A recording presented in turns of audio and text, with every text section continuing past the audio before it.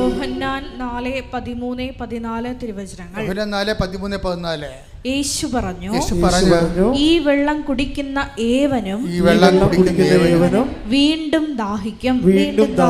പുതിയൊരു ആവശ്യം, പുതിയ പുതിയ ആവശ്യങ്ങൾ ഉണ്ടായിക്കൊണ്ടേയിരിക്കും. ആക്രാന്തം ഉണ്ടായിക്കൊണ്ടിരിക്കും, അസ്വസ്ഥത ഉണ്ടായിക്കൊണ്ടിരിക്കും. പിന്നെന്താണ്? ഞാൻ തരുന്ന വെള്ളം കുടിക്കുന്നവർക്കൊരിക്കലും ദാഹിക്കത്തില്ല. ഞാൻ തരുന്ന വെള്ളം എന്താണ്? തിരുനാളിൻ്റെ മഹാദിനത്തിൽ അവൻ എഴുന്നേറ്റ് നിന്നു ഉച്ചത്തിൽ പറഞ്ഞു, ആർക്കെങ്കിലും ദാഹിക്കുന്നെങ്കിൽ അവൻ എൻ്റെ അടുത്ത് വരട്ടെ. എന്നെ വിശ്വസിക്കുന്ന അധരത്തിൽ നിന്ന്, ഹൃദയത്തിൽ നിന്ന് ജീവജലത്തിൻ്റെ അരുവികൾ ഒഴുകും. ശ്രുതികട ഹല്ലേലൂയ. 7:37 യോഹന്നാൻ. ശ്രുതികട ഹല്ലേലൂയ.